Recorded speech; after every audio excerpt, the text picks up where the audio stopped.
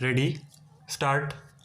Sir, regarding the prices of articles which are in daily use, the people are put to lot of inconvenience and nuisance. I would therefore request the government to introduce effective control over all these articles of consumption and other daily necessities of life which are required by the poor people in the villages. Even the cost of medicines is going up every day, and there is no likelihood of its being brought down.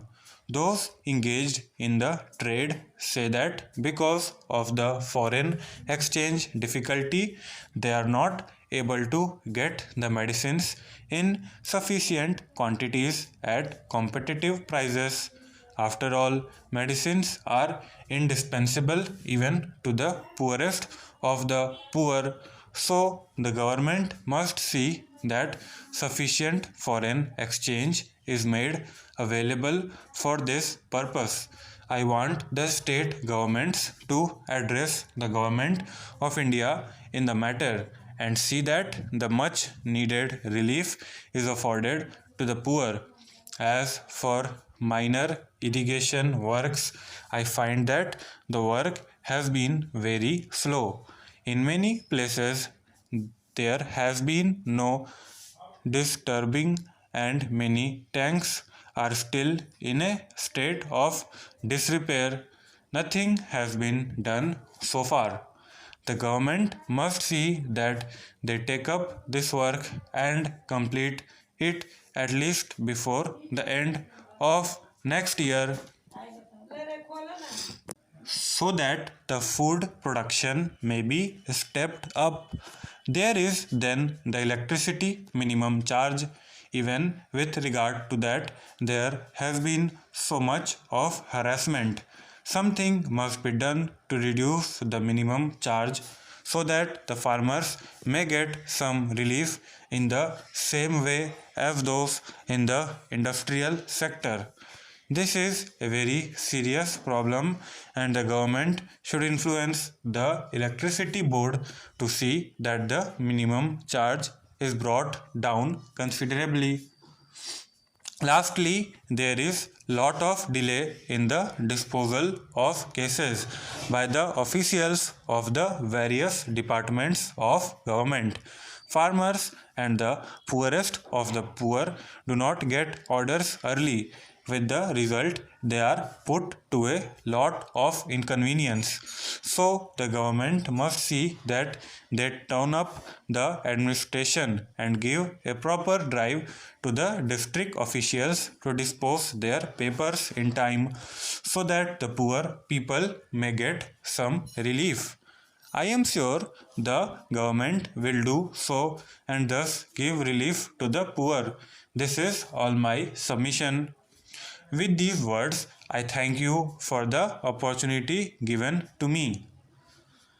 To begin with, I confess to a sense of secret satisfaction that I have been given this opportunity of meeting friends of a profession to which I once belonged, but from which I severed connection more than 50 years ago now.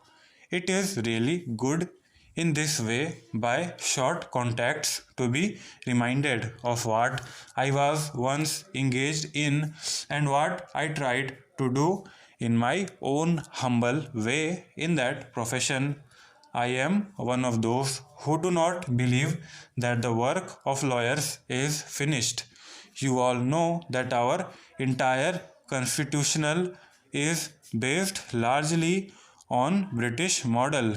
Our administration of justice also is largely a copy of the system that prevails there. We know what importance the British Constitution has for the British people, and we also know how the judicial administration has stood the test of time and how it has proved that, in spite of party wranglings, on the political platform how justice has always been able to keep itself above all parties, how judges have been able to dispense justice fairly and freely to all who have come to them, and now it has been the anxiety and the effort of all parties concerned to keep judiciary above any kind of suspicion.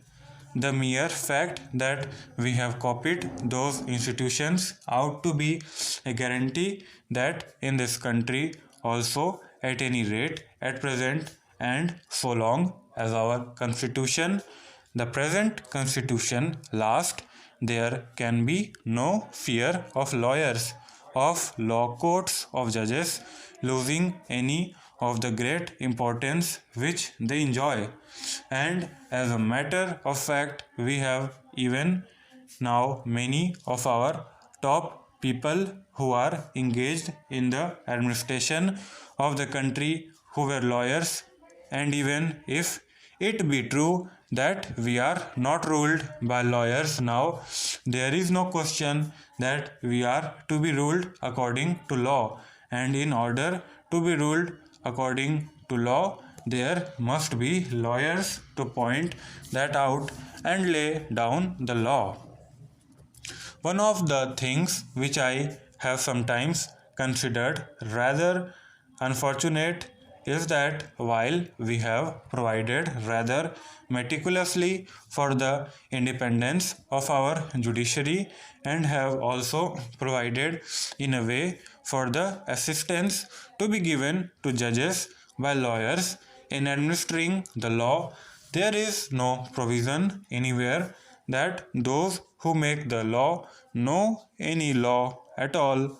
It should be healthy step if we make efforts for the legislators that they also know law.